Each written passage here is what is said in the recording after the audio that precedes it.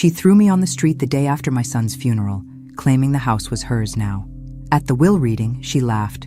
"Hope you enjoy being homeless, Eleanor." Then the lawyer opened the sealed envelope. "If you're watching this, subscribe and let me know where you're watching from.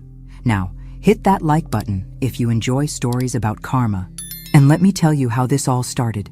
Because sometimes the best revenge is just letting people reveal exactly who they really are." The call came at 3:17 a.m. on a Tuesday. David's voice on the other end was strained, breathless. "Mom, something's wrong. My chest. I can't." The line went dead.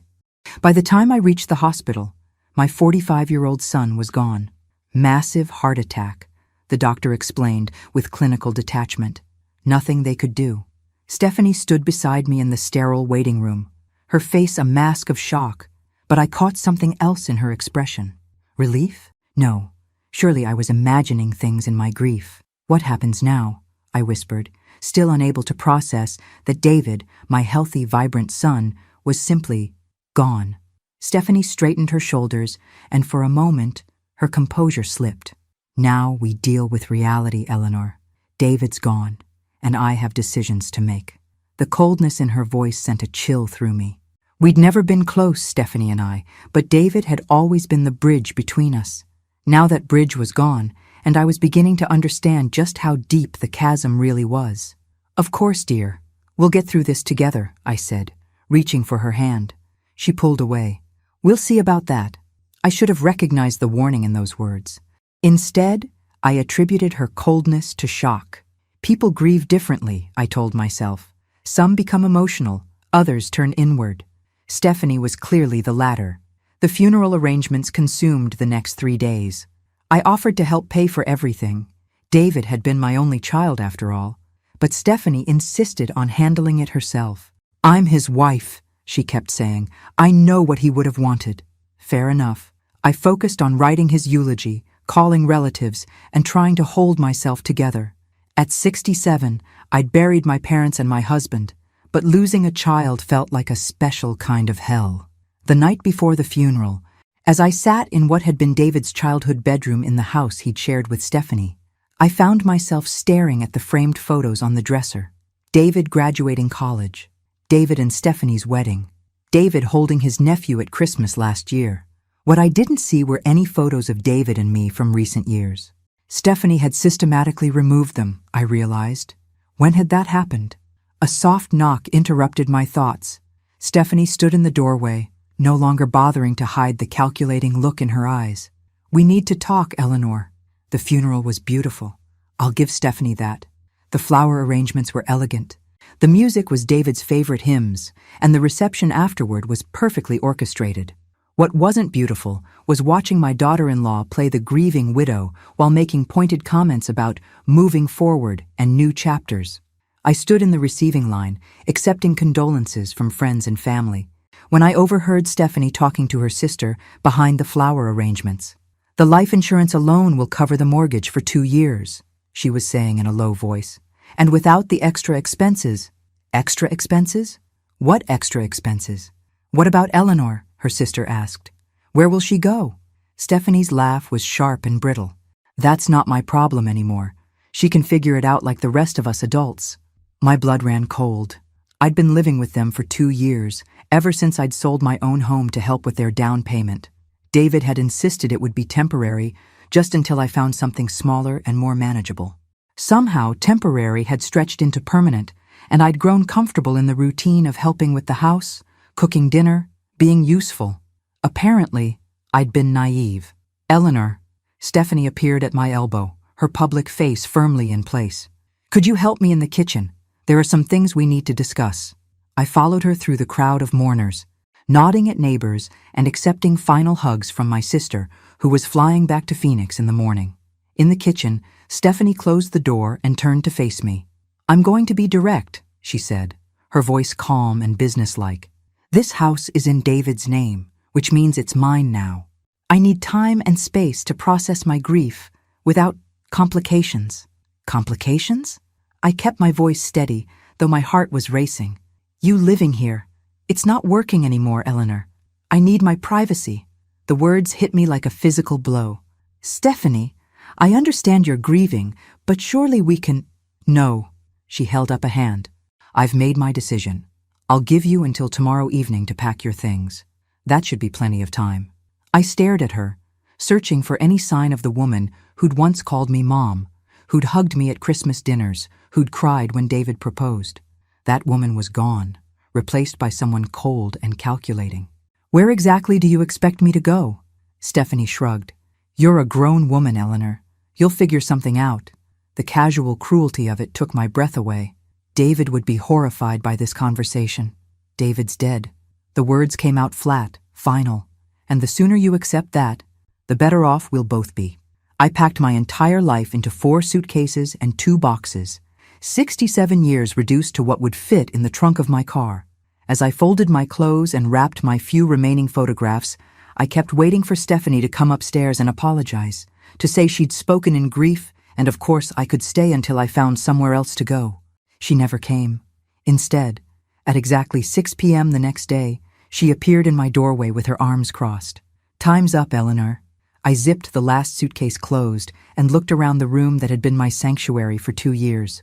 The walls were bare now, stripped of the few personal touches I'd been allowed to add. It looked like a guest room again, which I supposed it always had been. I'll need a few more minutes to get everything to the car, I said. I'll help you. It wasn't an offer. It was a statement. Stephanie wanted me gone, and she wanted to make sure it happened quickly. We made 3 trips in silence. As I loaded the last box into my car, I turned to say goodbye, maybe to make one final appeal to whatever remained of her humanity. I know you're angry with me for some reason, I said quietly. I wish I knew what I'd done wrong so I could fix it. Stephanie's expression didn't soften. You didn't do anything wrong. Eleanor, you just exist. In my space, in my life, in my way. David felt sorry for you, but I don't. The honesty was brutal and somehow cleaner than the polite fiction we'd been maintaining. I see. I got into my car and rolled down the window. Will you at least tell me if there's going to be a formal reading of David's will? I assume he left something? Why would he leave you anything? Stephanie's voice was genuinely puzzled. You're not his wife, and it's not like you ever contributed financially to our household. The irony was so sharp it actually made me smile. The $40,000 I'd given them for the down payment might disagree with that assessment. But clearly Stephanie had either conveniently forgotten or genuinely convinced herself it had been a gift. Of course, I said. Silly of me to assume. I drove away without looking back, heading toward the Hampton Inn on Route 9. It was the closest hotel I could afford while I figured out what came next. In the rearview mirror, I watched Stephanie stand in the driveway until my car disappeared around the corner. At the hotel, I checked in for a week and carried my suitcases to a generic room that smelled like industrial cleaning products and broken dreams. I sat on the polyester bedspread and stared at my reflection in the mirror above the dresser. Who was this woman looking back at me? A widow, now childless, homeless, and apparently worthless in the eyes of the only family she had left. But as I sat there in that sterile room, something unexpected began to stir in my chest. Not despair, though that was there too. Something sharper, something that felt almost like anticipation. Stephanie thought she'd won. She thought she'd successfully discarded the inconvenient mother-in-law and claimed her prize. What she didn't know was that David had been a much better son than she'd ever given him credit for. 2 weeks into my hotel stay, just as I was starting to seriously worry about my dwindling savings, the call came from David's lawyer.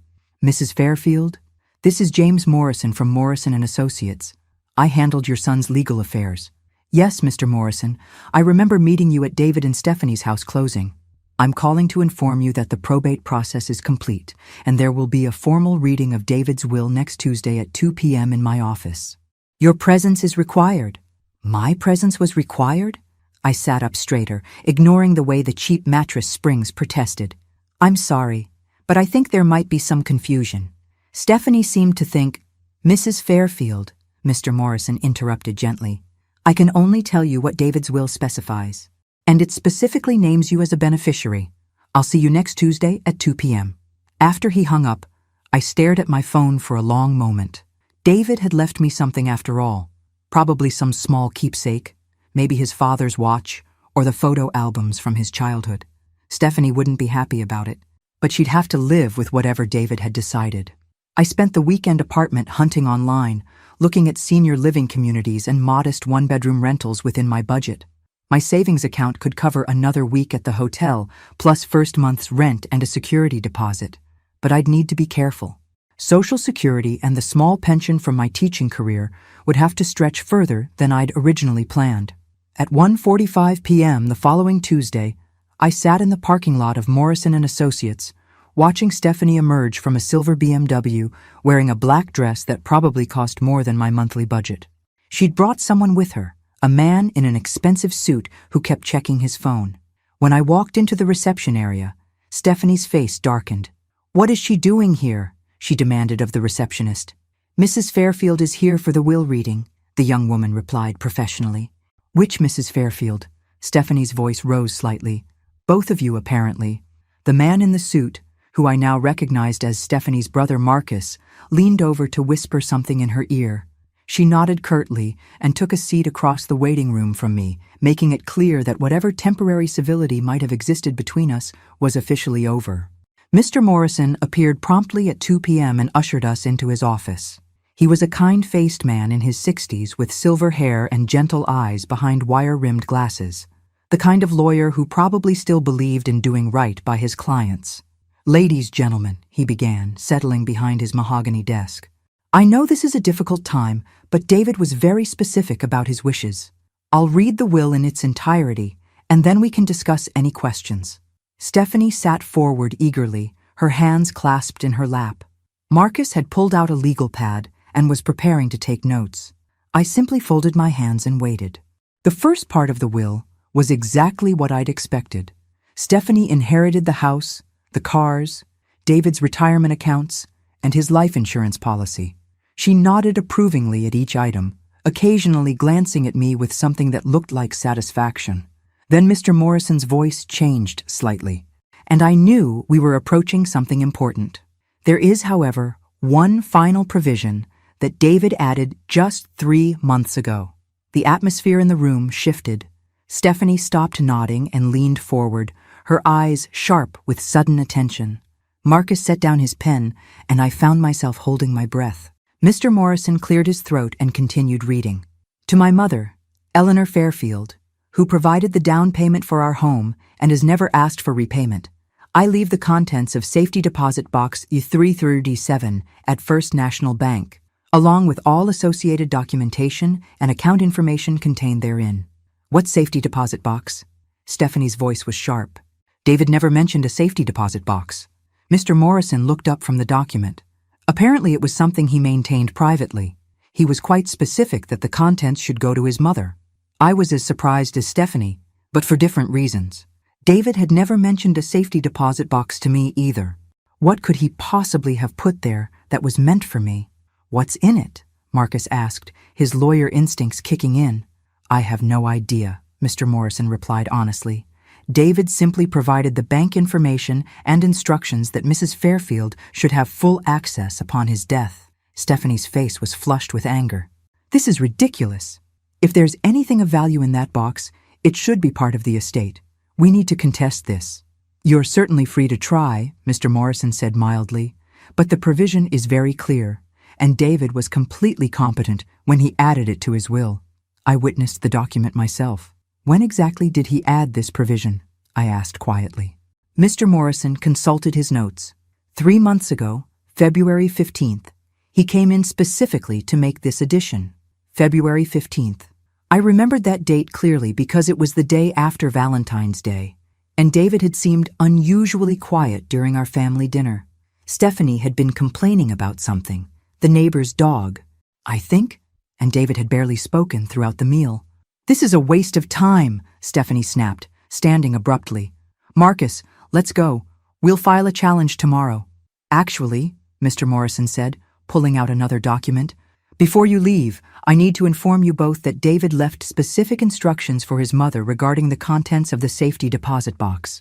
Mrs. Fairfield, he wanted you to access it within the next few days, once you've completed the necessary documentation with the bank."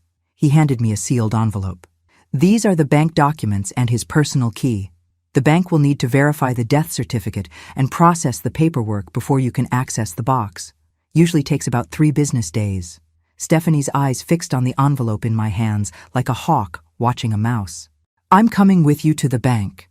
I'm afraid that's not possible, Mr. Morrison interjected. The safety deposit box access is restricted to Mrs. Eleanor Fairfield only. Bank policy. This is insane, Stephanie sputtered. How do we even know there's anything valuable in there? It could be empty, or just sentimental junk. I stood up, clutching the envelope. I suppose we'll find out next week. As we filed out of the office, I could feel Stephanie's eyes boring into my back. In the parking lot, she cornered me beside my car. Eleanor, let's be reasonable about this. Whatever's in that box, we should share it. David would have wanted his wife to benefit from anything he left behind. For the first time since David's death, I almost smiled. You made it very clear that you don't believe David would have left me anything. Now suddenly you're concerned about sharing? I'm just saying, you're saying whatever you think will get you access to that safety deposit box. I unlocked my car door. But David was very specific. The contents are mine. Her mask slipped completely then, revealing the cold calculation beneath. Don't forget, Eleanor, you're homeless. You need my goodwill more than I need yours. I paused with my hand on the car door. Actually, Stephanie, I don't think I need anything from you at all.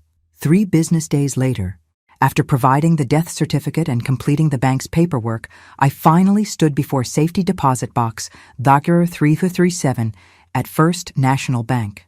The bank manager, Mrs. Peterson, was expecting me. She'd obviously been briefed about the situation because she offered her condolences and escorted me personally to the vault area. Box 337 is one of our larger units, she explained, as we walked through the security doors. Your son rented it about 5 years ago and visited quite regularly. 5 years? David had been planning something for 5 years? Mrs. Peterson used her master key while I inserted David's key, and the box slid out smoothly. It was indeed large, about the size of a briefcase, and surprisingly heavy. Take all the time you need, Mrs. Peterson said, showing me to a private viewing room. I'll be at my desk when you're finished. Alone in the small, windowless room, I lifted the lid of the safety deposit box. The first thing I saw was a letter addressed to me in David's familiar handwriting. My hands trembled as I opened it. Mom, it began, if you're reading this, then I'm gone, and Stephanie has probably shown you exactly who she really is. I'm sorry for that, but I'm not surprised. I've known for years what kind of person I married, and I've been preparing for this possibility. My heart raced as I continued reading. You gave us $40,000 for our house down payment. I know you thought of it as a loan, even though you never asked for repayment. I've been investing that money for the past 5 years, adding to it whenever possible. The money in the accompanying accounts isn't just repayment. It's what careful investing has grown into. I set the letter down with shaking hands and looked at the documents underneath. Bank statements, investment portfolios, account numbers. My eyes scanned the balance sheets, trying to make sense of the numbers. $185,000 in various investment accounts, all in my name, all accessible with proper documentation. I picked up David's letter again, hardly believing what I was reading. I also discovered that Stephanie has been telling people you contribute nothing to our household. What she doesn't mention is that our mortgage has been automatically paid from my salary account for the entire time you've lived with us. Any money you've given us went straight into investments for your future. The letter continued. I've been documenting everything, Mom. Every email, every text, every casual comment she's made about you. It's all in the folder labeled documentation. I thought you should know what kind of person has been living in our house. My vision blurred as I reached for the folder he'd mentioned. Inside were printed emails, text message screenshots, even photographs of credit card statements, evidence of years of manipulation and deceit. The final paragraph of David's letter made my eyes fill with tears. You deserve so much better than the way she's treated you. Take this money and build yourself a life where no one can make you feel unwanted ever again. And Mom, don't tell Stephanie about any of this until you're safely away from her. Trust me on this one. All my love, David. I sat in that little room for nearly an hour, reading through everything David had left for me. By the time I emerged, I had a clear picture of exactly how my daughter-in-law had been manipulating both of us for years. Mrs. Peterson helped me transfer all the documents to a large envelope and explained the process for accessing the investment accounts. As I walked to my car, my phone rang. "Eleanor?" Stephanie's voice was falsely sweet. "I was wondering if you'd like to come by for lunch today. We could discuss what you found in the safety deposit box." I smiled at my reflection in the car window. "That's very generous, Stephanie. I'll be there at noon." It was time for Stephanie to learn that sometimes the people you underestimate are the ones who surprise you most. I arrived at Stephanie's house, her house now, at exactly noon, carrying a small gift bag and wearing my best poker face. She answered the door in a flowing white dress that probably cost more than my monthly hotel bill, all smiles and false warmth. "Eleanor, I'm so glad you came. I've made your favorite chicken salad."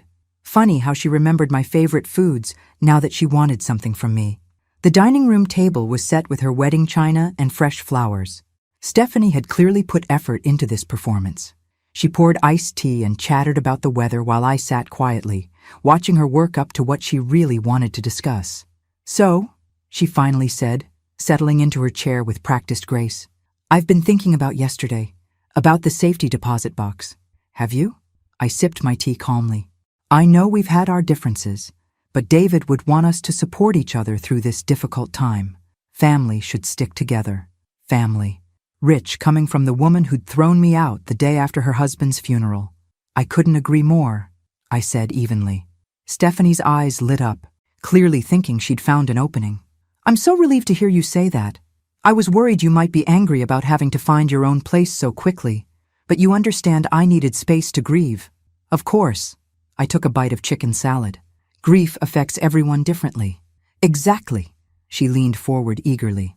"So about what David left you.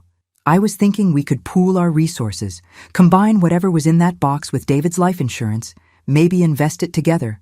I have some wonderful financial advisors." I bet she did. The same ones who'd been helping her make questionable spending decisions. "That's very thoughtful, Stephanie. But I'm curious, what makes you think there was anything valuable in the safety deposit box?" She paused, clearly not expecting the question.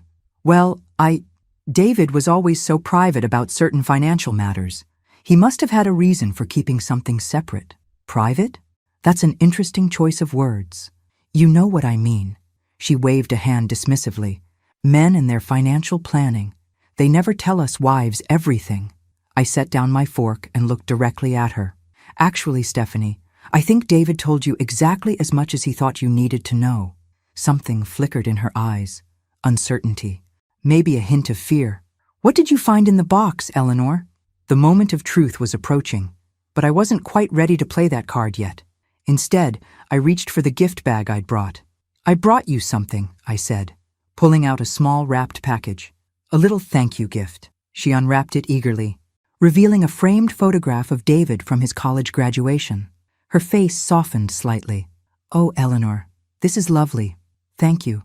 I thought you should have it. After all, you were such a devoted wife." The emphasis I placed on devoted wasn't lost on her. She looked up sharply, searching my face for hidden meaning. "What's that supposed to mean?" "Nothing at all. I'm just appreciating how well you took care of my son." Stephanie set the photograph down carefully, her demeanor shifting. The fake sweetness was evaporating, replaced by something warier. "Eleanor, you're being cryptic. Just tell me what was in the safety deposit box." I smiled and took another sip of tea. "Documents mostly. Very interesting reading material." "What kind of documents?" "Oh, you know, financial records, investment statements, some correspondence." I paused meaningfully. "Quite a few printed emails and text messages." The color drained from Stephanie's face. "Text messages?" David was quite thorough in his record-keeping, especially toward the end. I pulled out my phone and opened the photos David had taken of various text conversations. "Would you like to see one? This is from about 6 months ago." I turned the screen toward her, showing a screenshot of her texting her sister. "God, I can't wait until that old bat finally moves out. Then we can turn her room into the home gym I've been wanting." Stephanie lunged for my phone, but I pulled it back smoothly.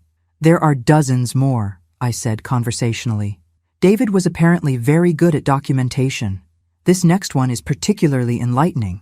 It's you texting Marcus about how you've been convincing David that I should contribute to household expenses when the mortgage was already budgeted from his salary. Stop. Stephanie's voice was barely a whisper. And then there's the email where you're laughing with your sister about how gullible I am, how easy it was to make me feel like a burden when you'd already planned to kick me out after David's death. I set the phone down and looked at her with what I hoped was mild curiosity. That was forward-thinking of you. By the way, planning my eviction while David was still alive? Stephanie's composure finally cracked completely. He had no right to save private messages. Actually, he had every right.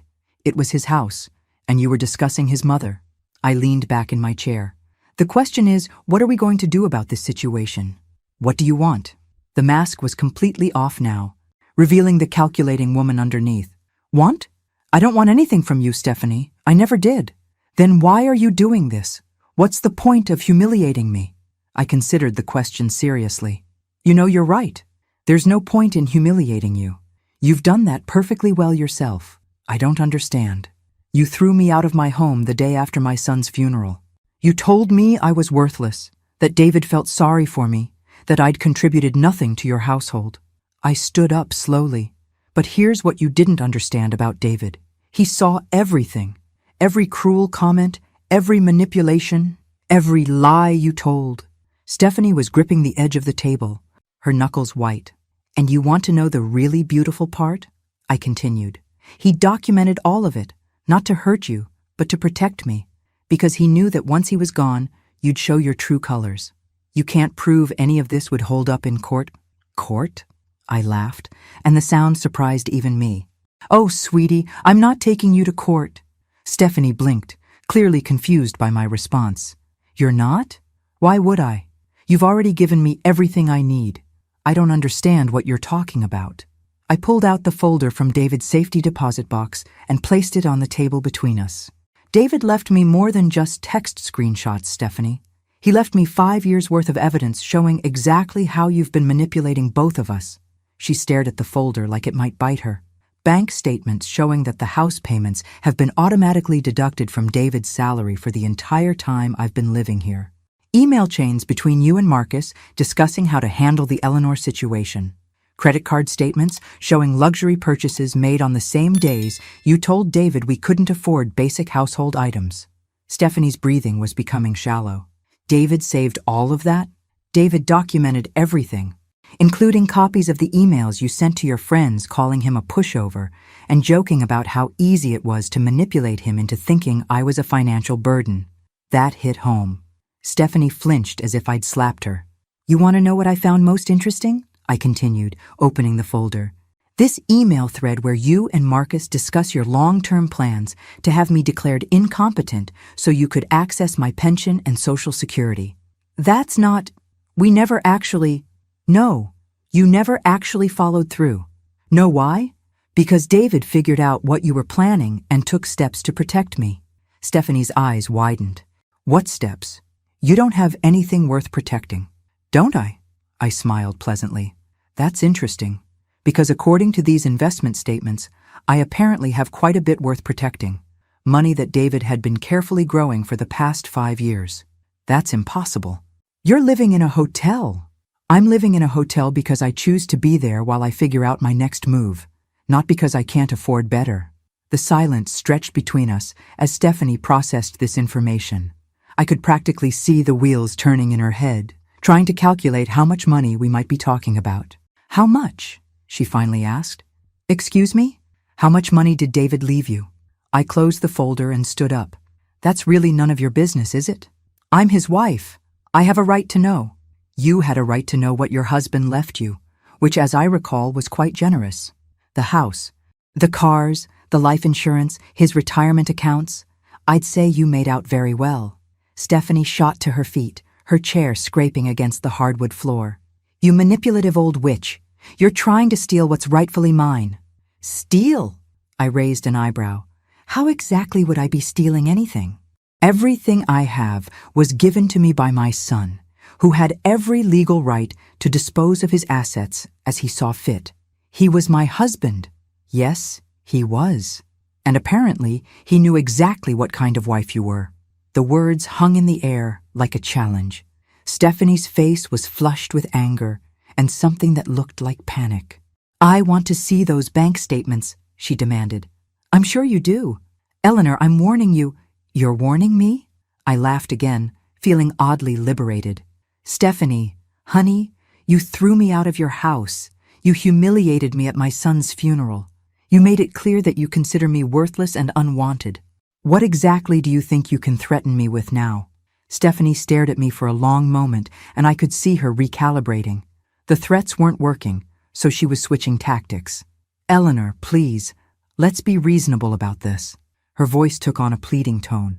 "I know I've been difficult since David died. I was grieving. I wasn't thinking clearly. But we're family. We should work together." "Family," I repeated thoughtfully. "Yes, you mentioned that before.